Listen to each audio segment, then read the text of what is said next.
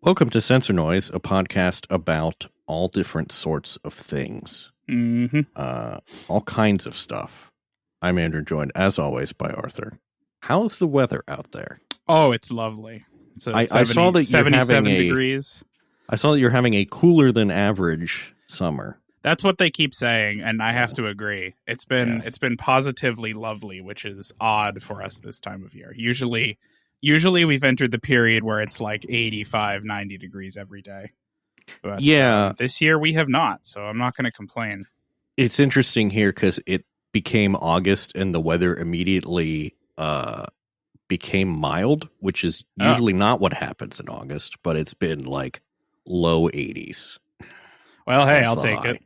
Yeah, and not oppressive humidity. So anyway, lots of news this week. First up, DJI has released their first 360 camera, the Osmo 360, of course. Well, sure. Now, can I purchase this? I think so. I don't know. Let me see. That is actually a good question. Because in the U.S., it's been kind of difficult to do that. It says it's currently out of stock and it is not clear when it will become available in the United States. Yeah, so no, you cannot. This is their competitor to the Insta360, I guess. This can record 8K 50 video, 8K which I think is 50. 8K P50. Yeah. Huh. Not 60. That's too many, but 50. Okay, sure. I think that's probably way more than is necessary, but whatever. Well, I don't know. For 360, like the main use case, I guess that's cropping true. It, right? Yeah, that is. So you true. kind of have to. You kind of have to do it. Yeah. It is the first 360 camera to capture 8K P50, and it's the first 360 camera that can continuously shoot 8K P30 for 100 minutes. They compare it to the Insta360 X5, which can record 8K 30 and 5.7K P60. So okay. More interesting to me is this 120 megapixel panoramic photo mode. Yeah. Be really curious what those look like. Yeah. Yeah, curious. You can also get an optional battery extension rod. So this is not cheap, starts at $550, and then they have because all of these companies, DJI, Insta360, and Gopher, even have bundles or combos. So you can get different. You can get an adventure combo or a vlog combo, which basically add in various accessories. You get the selfie stick, the DJI Mic Mini, so on and so forth. So, if you find a need to shoot 360-degree video in ridiculous detail, there you go. That's the thing, though. I'm going to say I don't think it is ridiculous detail. I think it's actually pretty reasonable, because when you see, like, if you watch YouTubers and stuff that switch to 360-degree video, it looks like crap. Well, yeah, you have to, because they crop it, you get 40p, yeah. But you're starting with, only a 4K image that's 360 degrees, and then you're cropping a small frame out of it, and so you get, I don't know, less than 720, and it looks terrible. So, assuming this is actually recording 8K and not doing some interpolation, I think the results from this would be probably well worth the $500 that it costs. I do note there are folks in the comments who note that one thing this doesn't have that the Insta360 has is user replaceable lenses. Oh yeah, that's true. Which is somewhat important for an action type camera, but yeah, or at least a lens cover that you can replace. Right. I don't know. Maybe most people just put these in cases that include lens covers, and it doesn't matter. I don't really know what the general use case is. Yeah. I do also think that this battery extension rod that they don't have a picture of is very funny, because it only extends your battery by 80 minutes. Like it does 100 minutes on the internal battery, and then you only get 80 more, so less than the internal battery. Well, listen, if it's a rod, you can't fit that many batteries in a sort of rod-based form factor, so. Right. Like I would expect if you're gonna make a rod, if you're gonna like make a selfie stick with an integrated battery, which is what that sounds like, it should like triple the battery life of the camera. You would think, yeah, you would think, but I don't know. Maybe there's third party ones that do. Who knows? Probably will be. Yeah. Sigma has said that they are not increasing prices due to tariffs. Okay. So there you go. How are they? How's that supposed to work? Well, you see, Petapixel had a very long article about how they were able to get away with this, and they sort of buried the lead, which is that Sigma is not publicly held. So okay, well, there you go. They don't have shareholders banging down their door. Yeah, hey. That'll do it. Yeah. Okay, also, like, the BF is already grossly overpriced. Yeah, right. So... But I think also Sigma only has one factory, but they own the factory. Yeah, right. So, they can control the entire supply chain. And costs are easily controlled and all that stuff. So, yeah, that makes sense. This one might be interesting to you. Elgato has a new Facecam 4K that accepts... I am interested, yeah. It accepts screw-in lens filters. Somehow this is the first webcam to natively accept threaded lens filters. That's kind of nuts, before. right? Yeah. That seems like something that's, it's like 3 cents in plastics to make it accept that, right? Yeah, right. So my question, there's now 2 Elgato face cams that have 4K output. There's there's the Pro and then there's this one. Yes, this is not as good as the Pro, it seems. It's the same sensor, I think. It's the same sensor, but it has a different lens. This has a prime lens that's f4 with a 90-degree field of view. That's 21 millimeter equivalent, it says. Whereas the Facecam Pro has an f2 prime lens. Huh. So, yeah. Okay. But it's a faster lens, but you can't put filter threads on it. So right. I don't know. No, I have basically settled with my Insta360. Mm-hmm. I don't know. I could chase this forever, right? I could go back to using an SLR with a lens and everything. Yeah. But the truth is, most people look like absolute crap on their webcams because they're just using whatever built-in one you have. Well, so if you have like one that you spent any amount of money on, you're already gonna be well ahead of everybody else. They're either using a built-in one, or if they're like you and using a nice one, the quality is being crunched to crap by whatever web conferencing software they're using anyway. If I was recording, videos to put out, then I would have a Canon EOS whatever, the little guy that they don't make anymore. Right. I'd have one of those if I actually was like making content, but I'm just taking. I think this is meant to be, for streamers to go to Twitch, but I don't know. Does Twitch let you even? Yeah, you can put higher 4K? Quality up to there. Okay. I don't know if it does 4K yet, but it does take more than 1080. Yeah. Now. So like you can actually output higher. But also, if you're streaming Twitch. Games and your face is just down in the corner most of the time. Yeah. Yeah. It's interesting, though, the ability to use filters, something like a CPL or something, if you have like a tricky situation with glare or something like that, that could help. So, yeah, maybe they do have some example photos of like some more, like starlight glare filters or star filters. And it's like, maybe don't do that. I don't know. I guess you could, but. Anyway, this uses 49 millimeter filters. Is that I don't know if that's a common. I assume that's somewhat common. 49 mil. Doesn't the night? Hold on. That's smaller than any of my lenses, but maybe for like a. Oh no, I thought APS-C. APS-C, it must be. Yeah. The Nikon 51.8 is 62. So 10 millimeters. Yeah. Smaller, so smaller lenses. Lens. Yeah. So. That's probably pretty good. Then you can get cheap filters, I would imagine. I do wonder if Elgato's fixed. So I have an older, like the original face cam that I used to use. Mm-hmm. And my complaint with Elgato, the thing that made me switch to Insta360 is if I disconnect the software, like if I just don't install the software, mm-hmm.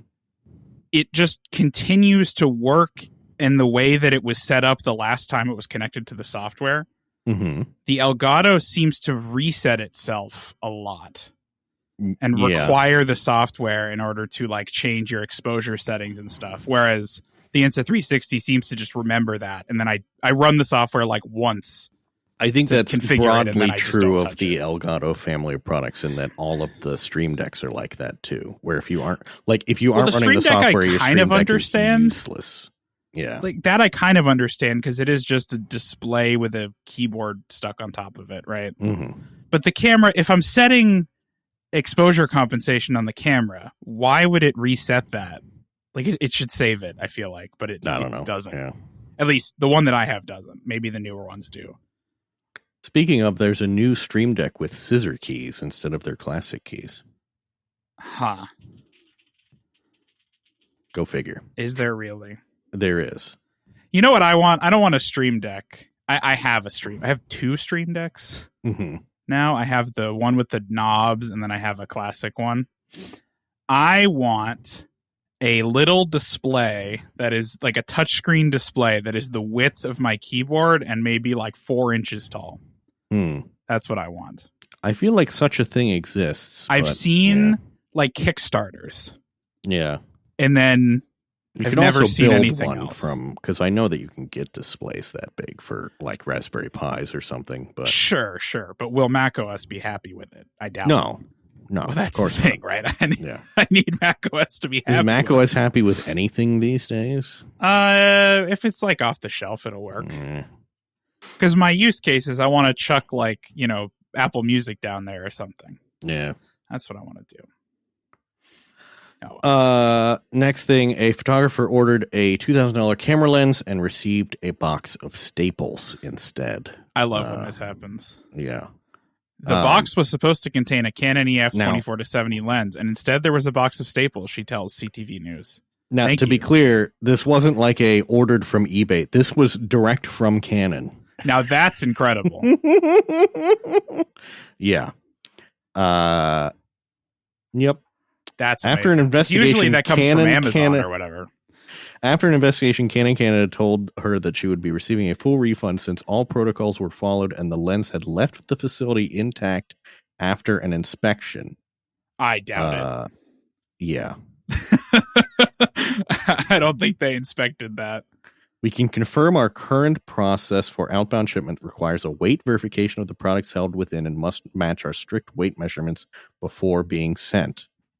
Both our warehouse and shipping partner have confirmed that the outbound package did match the measurements and weight that would be expected for the lens model purchased. However, based on the information provided, it appears the package may have been tampered with after departing our facility. You don't say. Yeah. So, interesting. Yeah. Okay. I mean, sure. I just find it amusing, especially that it came directly from Canon or its, partners. Right. So. It makes me wonder if Canon is just like using...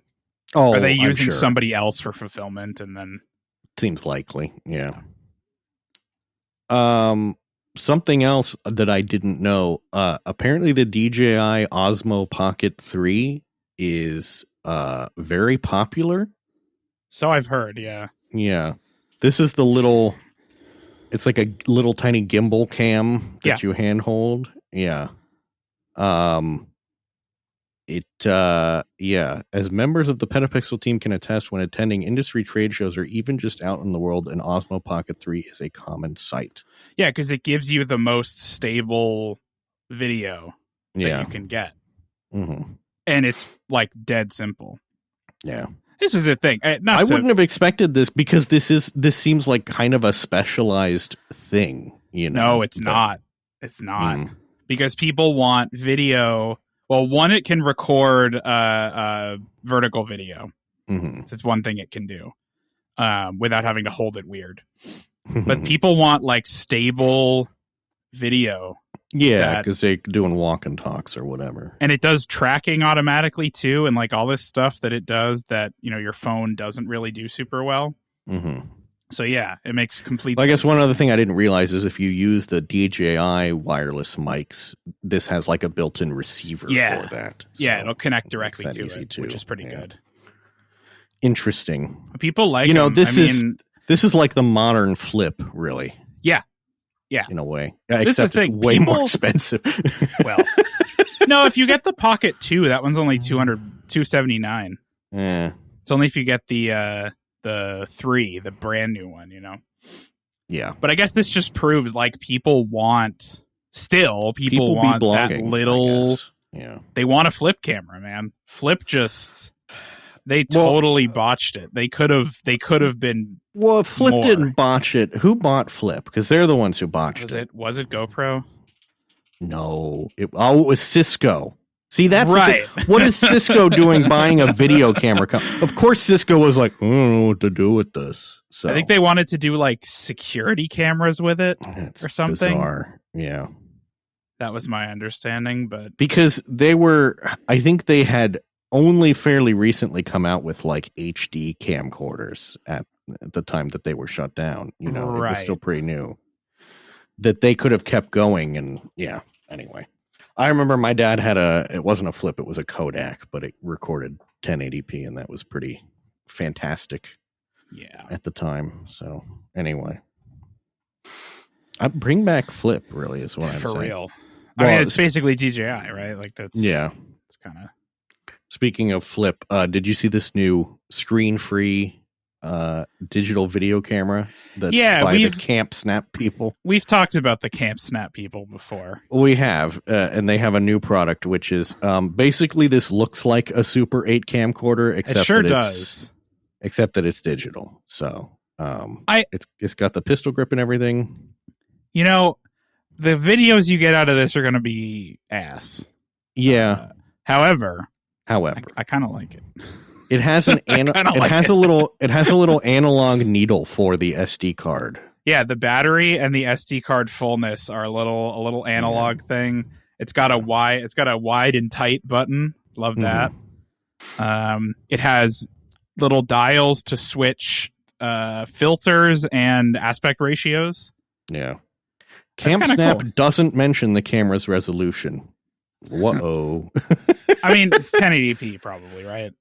Well, it says the Hollywood Reporter, which went hands-on, reports that it shoots up to 4K P30 depending on aspect ratio selected. However, some other users who have gotten their hands on it claim a much lower 480p resolution. That would, in my opinion, not be acceptable. You need at least 1080, I would think.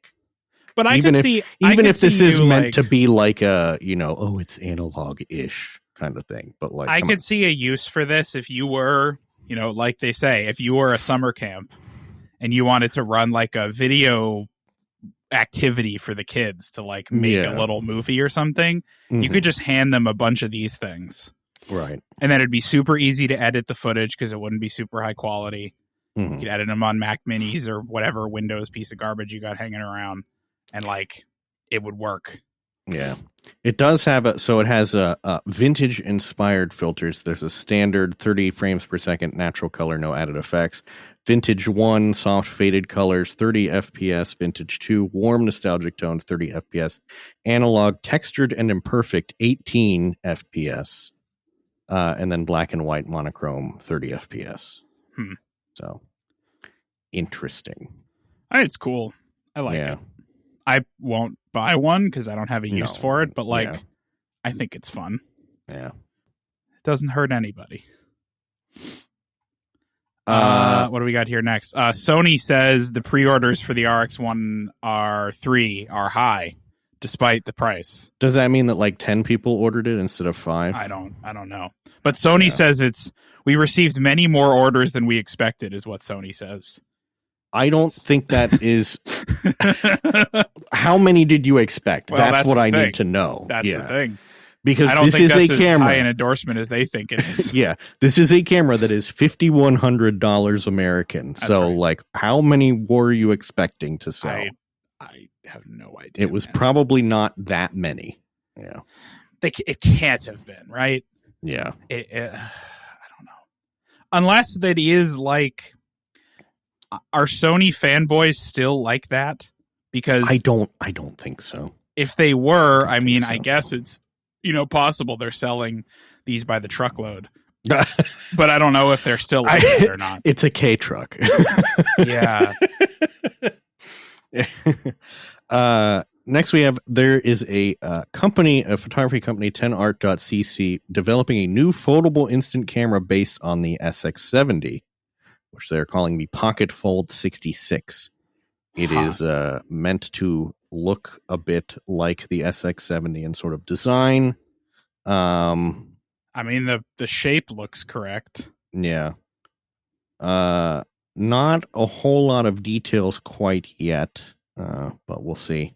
It's, interesting. There are other like SX70 sort of remakes or things like that. Mint Camera has the SLR 670. And then there's a company called Retrospect, which I think basically refurbishes SX70s or other Polaroid cameras.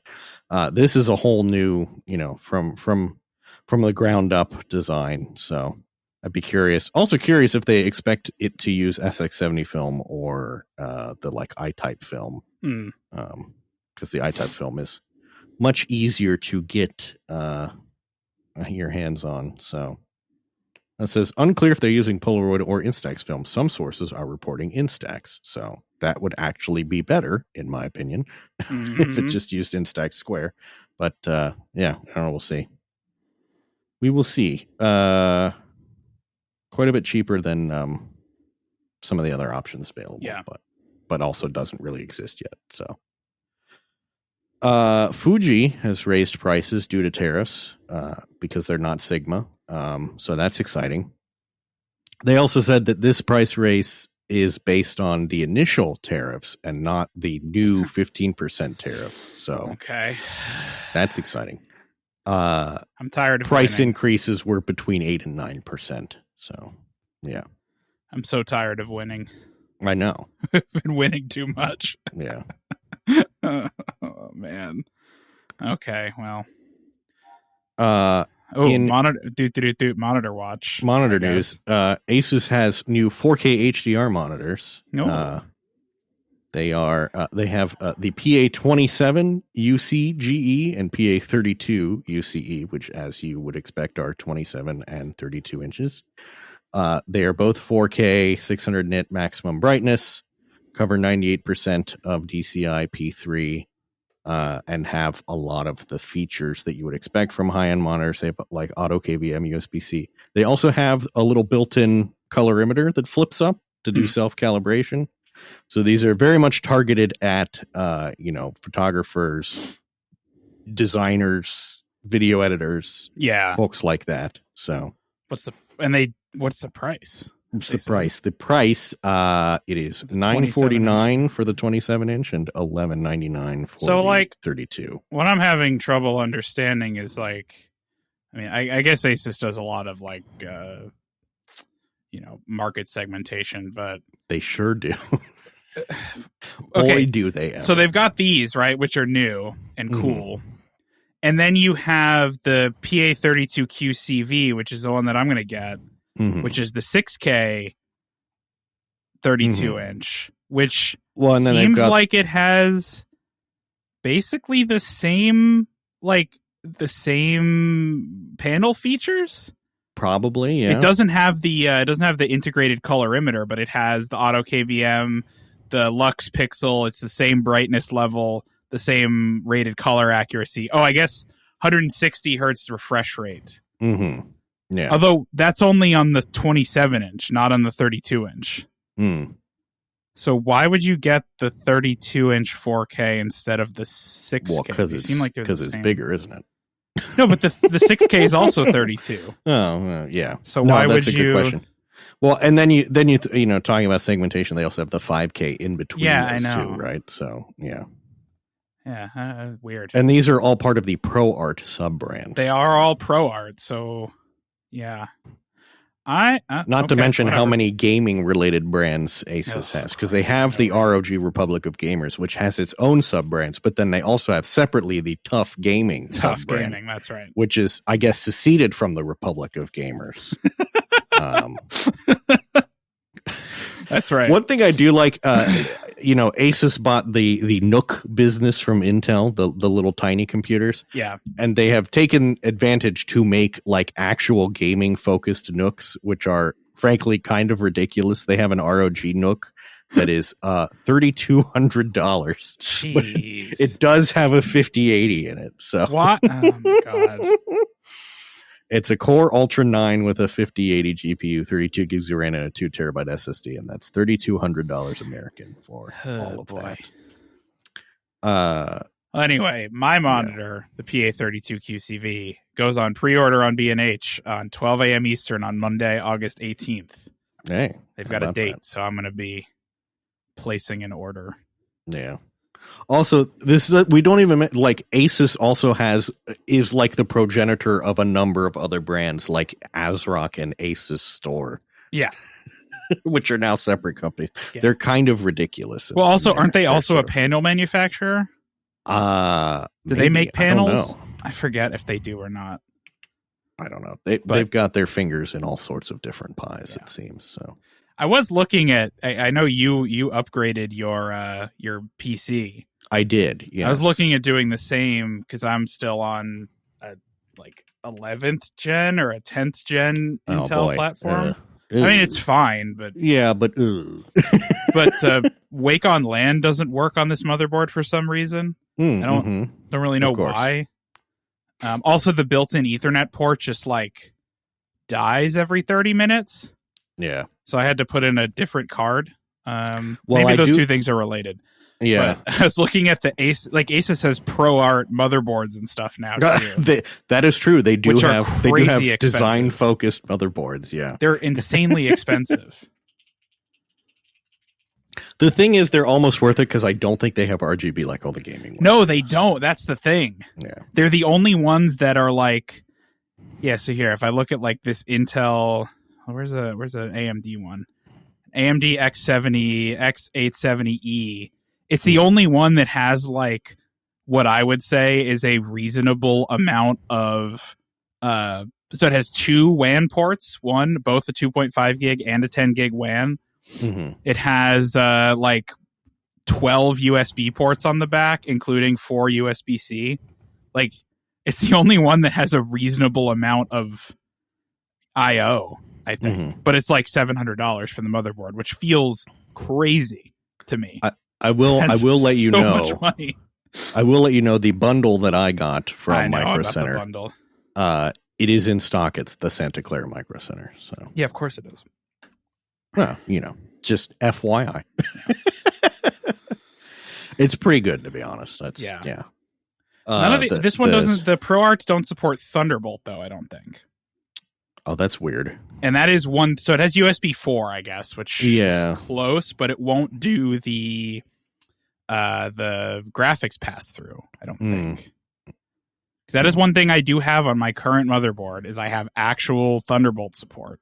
Yeah, with with the GPU pass, which I don't know if you're going to get that on an AMD base. I have no idea. Yeah.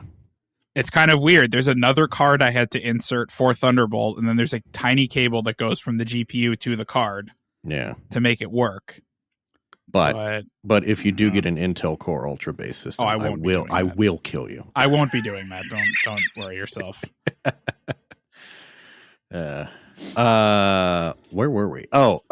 Tamron has announced Tamron University free online photo classes taught by professionals. Yeah, this is pretty cool. So actually, I like this a lot. Pretty interesting because a lot of this stuff is kind of expensive. Yeah. So it's very expensive to learn from actual photographers. And this is not from a weird source. This is from a company that makes photography equipment. So that's pretty neat. So far they have 4 classes. They have the art of storytelling, nature photography, commercial and celebrity portraiture, and the art of photographing birds. And then supposedly there's at least 5 more in development already. Nice. Which is cool. Yeah. That's very cool. I like this. I might take some of these. Mm-hmm. Birds in particular, I'm not very good at. I might try the bird one. Yeah. And finally, 7 Artisans has released some new lenses. They have a 75 millimeter f1.4 prime lens for full frame mirrorlesses. For $189. $189, fully manual. This is, in their old style kind of thing. Bit weird because 75 is a little strange. 75 is kind of strange. I don't know focal about length that. for a 35 millimeter full frame equivalent, but especially at f1.4. Yeah, but probably pretty good, it seems. Yeah, and then there's this one, this 14 f2.8, which actually seems pretty good. A wide boy, and the aperture is clicked or German clicked, DE clicked. What? Okay. Oh, I see. Yeah. The way they have it spelled out on the clicked, lens, but capital DE. Capital DE dash clicked is what is what it says on the lens. Nice. So you can have your aperture ring regular or German. Yeah. All right. And this one is $299. Yeah.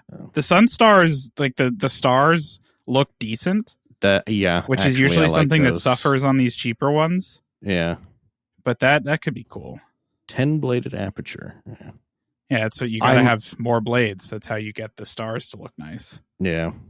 I kind of like goofy lenses like this, big wide, ultra wide lenses. So yeah. That's it for the news. Last time we talked about me getting a new camera by trading in my old camera, and I did do that. You did? Okay. I did, yes. So what do you have a Z6III Z6III now? Z6III, yes. And I have already used it, and it is much more comfortable to hold in the hand than the ZF. That's good. So see that also having the little focus point joystick is nice too. So yeah. Overall, that's the thing that makes me think about going to a Z8 instead of a 9. Oh, just easier to hold. Yeah. Yeah. But I don't want to give up the auto geotagging. Which is the Z9 still their only camera that has that? That is just correct. Seems, yeah. Yep. That is the only one. I don't know why that became a ultra luxe feature. I really don't know. Seems like it's pretty easy to put into, these cameras already have Wi-Fi in them and all that. I know. Which I need to figure out how to set up the camera to cloud thing on the Z6III, because that's something that it can do that the ZF could not. Right. I'll have to try that out, report back. But yeah, other than that, one thing I noticed. Oh, go ahead. On my ZF, when I put a lens in and clicked it in, there was a very tiny amount of play. There is on mine as well. I don't have that on the Z6III. It is pretty solid. Huh. Yeah. It's like barely noticeable. Oh, yeah, right. Yeah.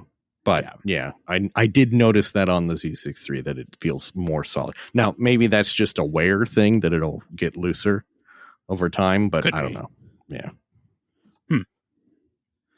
So it looks like I can still get this the Soul Meta Geotagger N3 if I wanted to. The what now? So this was a dingus that I have for my D750, which is a GPS unit that plugs into the accessory port, and the camera supports it. Interesting. Nikon used to make a GPS unit that was an accessory. Mm-hmm. That was called, how was it called? The GP1A. They used to make this. But they don't anymore. So Geotagger N3 for Nikon support new mirrorless cameras Z8, Z7. So I have one of these, and it works fine, or at least it did on the D750. So I have the N3C, but I'd have to get an N3A if I got a Z8 because it uses the it's a different port. It uses the screw-in port, not the USB looking one. Mm-hmm. But this it works. And it gives you the same functionality, but then you got a thing hanging off your camera. Yeah. Just put the dang GPS in the camera. Don't make me buy this other thing. Well, does anybody do other camera? I mean, what other camera companies have built-in GPS? Not many of them. Yeah. Because even Nikon is just use SnapBridge. Right? Yeah, exactly. They're like, that's not really a solution to me because it doesn't work. Yeah, mostly. That's kind of the problem. The thing is it doesn't really work. Yeah, it's not a great app, and the connection is not very robust. Yeah, which I think is not a problem limited to Nikon. No. It's a Bluetooth problem. Bluetooth just isn't very good for that. Right. But that seems to be their solution, is like, just use your phone. It's like, okay, but what if I don't want to? Yeah. What if I think that's a bad solution? Yeah. I don't know. Anyway. Yeah, nice. Good job on the camera. That sounds like it's a much better fit. I think so. Yeah. I want to talk about film scanning briefly. I found this article from a couple weeks ago from Petapixel talking about a multispectral film scanner. Okay. That these people at the Film Rescue Institute have made. They're in Europe, I guess, and they just like scan film, but they've built their own multispectral film scanner. And what this does, like, the problem with scanning film with a camera, with a SLR or mirrorless or whatever, is you have Bayer patterns in the sensor, like we talked about, and you get artifacting, right? Yeah. That's no good. You want to scan each of the colors in monochrome. Have you been getting the same ad on Instagram that I have lately that annoys me tremendously? It's for an app that you can download to your phone, and it shows people holding their strip of negatives up to their laptop displaying a white screen. Oh, great. And then taking a photo of it with the app on their phone, and it will invert the negative and all that. And I'm like, I mean, it'll work, but it's not good. honestly though, a laptop display in terms of color reproduction index might not be that bad. That's true. Yeah. Like, compared to other light sources that people had, if you have like a MacBook display, it's probably pretty good. Yeah. As a light source. Yeah. But anyway, basically they've built for themselves a camera or a scanner that just scans each color individually. So it shines a red light, scans red, shines a blue light, scans blue, etc. And IR as well, I think. And then it uses a monochrome sensor to pick it up, so you don't get Bayer pattern interference or anything. And the film looks, good. If you look at the article, there's some very nice scans in here. But the point I want to make is we used to have this. We did used to have this. This is what drum scanners do. And that used to just be something that you could get anywhere. Yeah. Well, and I think, probably they were at, photo labs and things like that. Oh, definitely. So, yeah. Yeah, I'm just sad because, like, this is cool that they've rebuilt this kind of technology. Yeah, it was like rediscovered something. But, like, this used to be something that was just available everywhere to everyone. And now it's dead, and you have to, like, reinvent the wheel to be able to do it. Well, that and sucks. It's it's widely considered that like present scanning technology for film is inferior to what we did have, to the point where people are keeping, like, labs are keeping old Noritsu and Fuji scanners alive,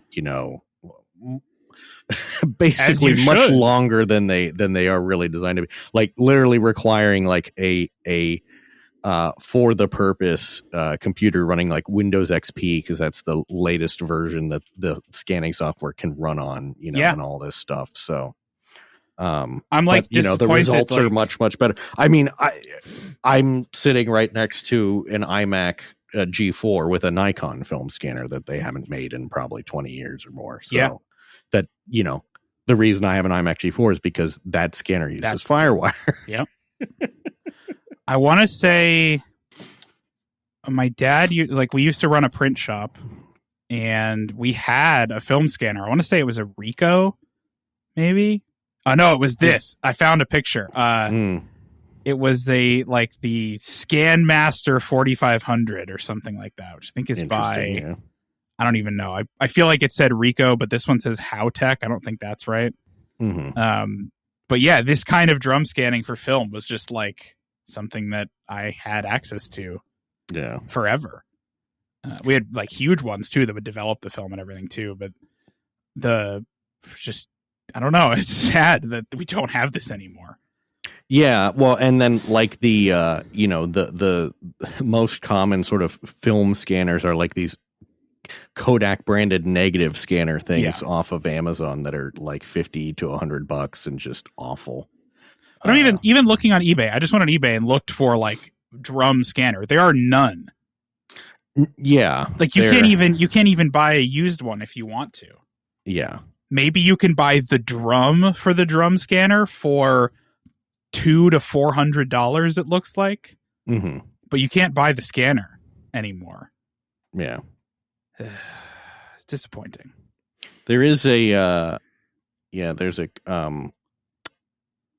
place in Germany, I believe. It's filmscanner.info, and they have a ranking of film scanners, and it's basically so they have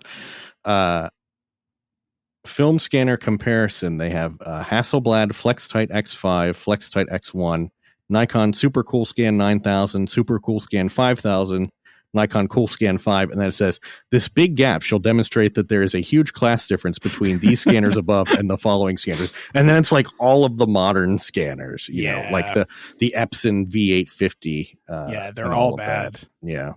So I guess this is good because I have a Super Cool Scan 5000. The Super Cool Scan's the good one. Yeah. I don't know which, my dad's got one that runs on a Power Mac something or rather. It's a SCSI one. Yeah. But it still works just fine. Yeah. Sad. We should make a startup that... Well, that's the thing is like the optic, you know, the optics, the sensors are all much better than they were, you know, and cheaper. They've got to cost nothing at this point. Yeah. Well, and that's like, do you do like they do where you have a monochrome sensor and then you just have the different, I feel like that's what you do. I wonder. Wait, hang on. What if we make a scanner that has a foveon sensor? Oh, now we're cooking. What if we make a film scanner out of the Litro light field camera sensors? I saw one of those for sale on Facebook Marketplace recently. Yeah. Somebody wanted like $300 for it. It's like, I don't even think the software works anymore.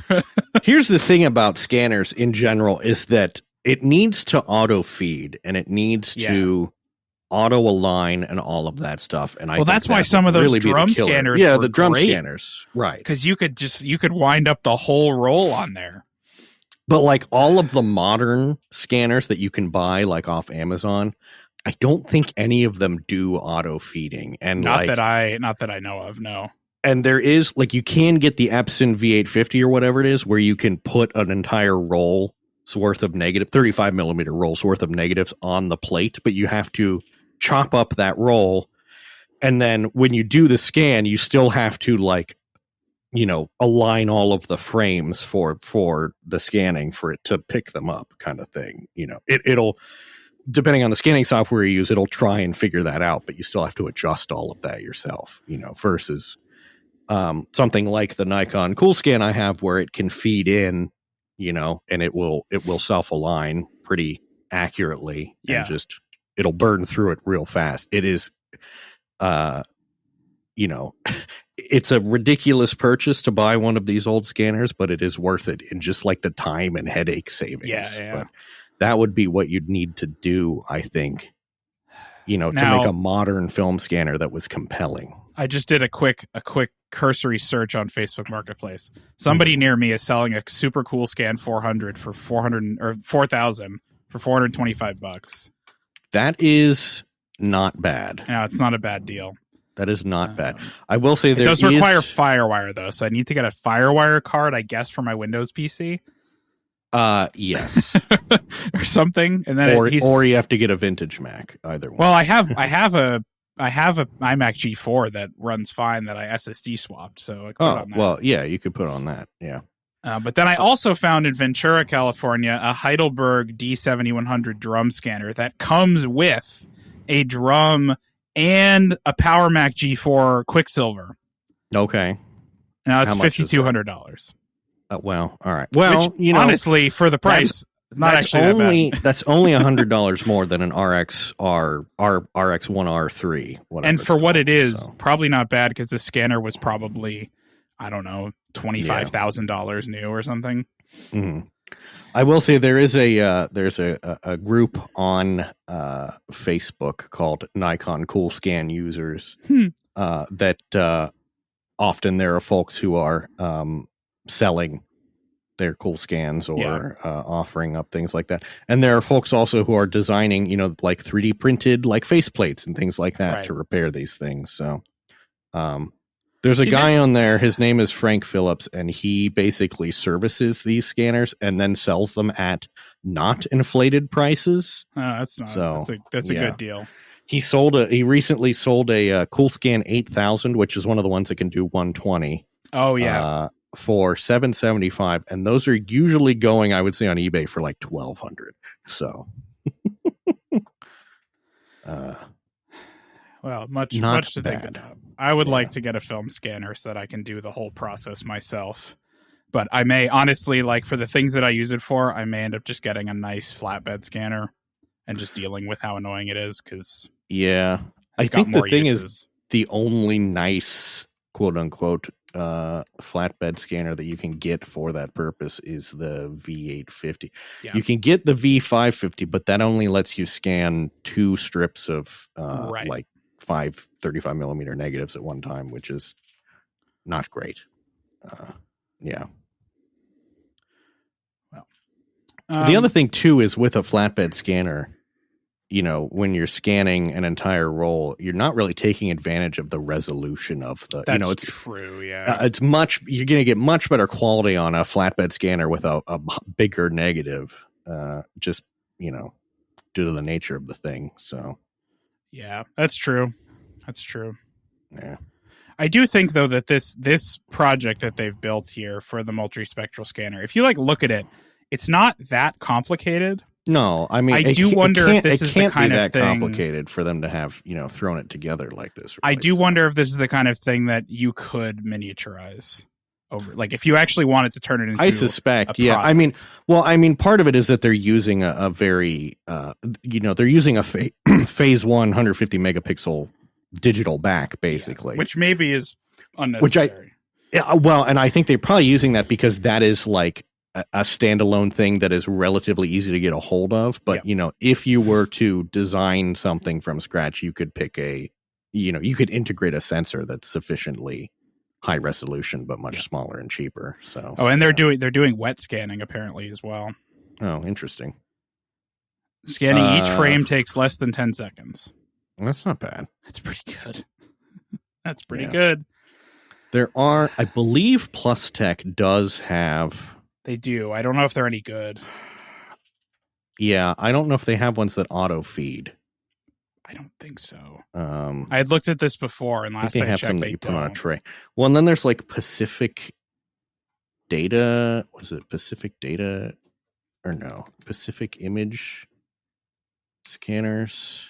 What are they called? Pacific Image Electronics. Scanace.com. And they make film scanners, and I believe they do make ones that auto feed, but the reviews that I've seen are not great. But I would be curious. They look like medical devices. They do, yes. I don't know about that. Yeah. The Prime Film XA Plus Auto 135 roll film and film strip scanning. So. Yeah, the Plus Tech has auto. They have auto strip scanners, but not. Yeah, not roll. Yeah, that's the thing. Is you want the one nice thing about the Nikon Cool Scans is that you do need typically you need a super cool scan to do the roll at a time scanning. Right. But it's hard to find the original equipment to do roll at a time scanning. But you can get the film strip scanning module and solder something, and then you can get some 3D printed components that basically hold the film on the in and out and make it work. And it works just fine, which is kind of nice. It's, I don't know. I guess this must be like what people who drive old cars feel like, you know. Probably. There's quite a crossover between those communities as well, I suspect. Yeah. Well, and I know folks too have gotten like a regular CoolScan 5 and have like dremeled out the back of it because it has the transport that goes all the way to the back, and then there's just, you know, metal. But if you Dremel out the back and then you do the same soldering trick on the module, you can get it to do roll at a time scanning. So we benefit from you know, commonized design elements, I guess. So anyway, to finish this off, I've got something humorous. I get advertisements. I'm so sorry. Yeah. Take a look at this one here. I'm waiting for it to load right now. It's just a gray image. Oh, well. Come on, iCloud. Oh, you know, I saw this. The cute Camera ad. Co. The Cute Camera Co. Yeah. I found their website. Here's a link. So this is a company that claims to refurbish film cameras. Uh-huh. So, like, if you, for instance, wanted to buy a Contax T2 film camera, first of all, don't, because those are overpriced. Well, they'll sell it to you for $1,715. Good Lord. That's what they'll do. Yeah. But don't worry, they're empowering women. Cute.camera. Yeah. That's well, right. On the advertisement here, it's an Olympus Stylus Epic Zoom 115.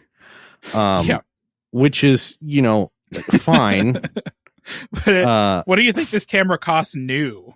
Like not much. Well, here's the thing. They want like $255 for this. I'm pretty sure you can get one of these used for around $100 to $150 because the Stylus Epic is considered, also known as the Mew 2 in Japan, is considered a good line of point and shoots, but the one that is highly prized is the prime lens version that has like an f2.8 lens. The zoom lens version is merely okay. I mean, somebody on eBay is selling a Zoom Stylus Epic. I'm seeing around 100, but I'm also seeing one for $50. Yeah, these are not. I think I got one for relatively cheap. You know. Well, and they're also selling a Canon AE1 for $289.99, which is frankly outrageous. That's a $150 camera at best. A Canon EOS 3 for $700, and that's I should note that's $289.99 for a camera in average condition. If you want very good, that's $380. And all I'll say is, like, if you want a nice used camera, you know, come to Columbus, Sweaty. We'll go to World of Photography. They have an excellent selection. Or just like go on Facebook Marketplace and type in film camera. There's dozens. Or eBay or Craigslist. Frankly, they're just a surprising amount. They're near you. Hot film cameras near you want to meet. There's and you know what I've noticed kind of gets neglected is you have the like classic film cameras like the AE1, the Pentax K1000, and so on. Those are popular, and then like the very late model film cameras like the Nikon F5 and F6, those are quite popular. But the ones in the middle, like the Nikon N80 and N90 kind of ones, you know, the ones that were like late 80s, early 90s, where they have autofocus and they have, you know, all these nice features that you don't get with the you know, classic film cameras. Those are often overlooked, and as a result, they're pretty cheap and they're pretty nice. You know, they're a little bit nicer user experience than the truly classic film ones. You know, especially if you you know, don't want to focus for yourself, because they will do that for you. So. They're selling a Nikon F3 for $600 US for Nikon all right, can you look up what's a Canon EOS Rebel 2000 going for on like eBay right now? EOS Rebel 2000. Let's see here. That should be that would be $69.99. Yeah, Cute Camera Company has it for $180. And does Cute Camera Companies come with a lens? Because I bet it doesn't. And it does come with a lens, a 280 so all of these to 80, come with the lens. A 28 to 80, yeah. So here's one for $37 even. confirmed working, they say. The Rebel 2000 was a cheap for the time film camera, and it was affordable back then, which means it is very affordable now. Yeah. And even these, like, they're selling this page for the F3 is very funny. At the top, it says all-time GOAT, Italian design. Okay. Well, I mean, technically it was designed by an Italian guy. Yeah. But Nikon is Japanese. I guess that's what they mean. You know, it's like Pininfarina designed it or whatever. So. Sorry, for very good condition, they want $750 for a Nikon F3. I'm kind of curious. They don't have one, but I'd be curious what they would expect to charge for a Nikon 35 Ti or 28 Ti. Yeah. So they have digital cameras as well, it seems. I see that. Yeah, so if you want a Nikon Coolpix L340, they want almost $200 for that. Can I just ask, is it empowering women in photography to charge them almost twice as much as from other sources? I don't think so. Yeah. Oh, okay. Nikon Coolpix S4100. How much do you think one of those in good condition would cost? What I think it should cost, or what they're charging? what do you think the reasonable price for that would be? Are they charging like $250 for that? $319. Oh Lord! You can get them on eBay for between $100 and $150. Yeah. Well, they want $410 for a Canon Rebel T7, which I think you can probably still find those new somewhere. Probably for less than that. Yeah. I'm just look. I don't mean to trash a small business, but like, come on, you're just scamming people. Yeah. Well, and there's so many other, like, here's the thing, do your homework. You know, you can go to KEH or any number of other online used camera places, to used photo pros, etc. Or you can find the local camera store, which probably has plenty of stuff. I mean, our used camera stores here just have a ridiculous amount of stuff, you know, especially if you want like a DSLR, they've got, you know, tons of those, or even, you know, recent model mirrorlesses. You can go get a C6 II, or, you know, right. Even people are already turning in things like XT5s or whatever. So yeah. They're also overcharging for Ektar. Oh, they sell. Okay, so they sell. Oh, they sell film as well, and they're charging $17.99 for one roll of Ektar. No, come on now. No. People have 20, 25, 13. They want $10 for a roll of HP5. Yeah. They also have their own films. This is getting me steamed. Cute Camera Co. Santa Gold cinematic film. I'm very curious what that actually is. Santa Gold. It's clearly relabeled. Kodak. Santa Gold is not just 30. It's crafted from Kodak cinema stock. So it's okay. Kodak. All right. Yeah. That's just sure. Yeah. Interesting anyway that every single one of their reviews on their website is 5 stars. Well, of course. That's these film prices are they don't make me happy. No. Yeah. Porta 400 for $25 for one roll. Yeah. And Portra 800 for $25 too, yeah. Listen, people use your search engine of choice. Use Google before you do this.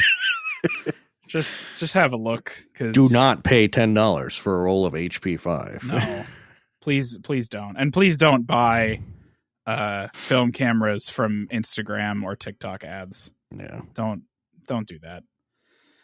That's our advice for you for today. Yeah. Well, that's been Sensor Noise. On that note, don't get scammed online. Says every podcast you ever listen to. Yeah. Yeah. Yeah. Subscribe to our service that'll prevent you from getting scammed. That's right. Exactly. We have a partnership with deleteme.xyz or something. Yeah. Incognify me. Yeah. Something like that. I don't know. Anyway. We'll catch you in a couple See you weeks. later.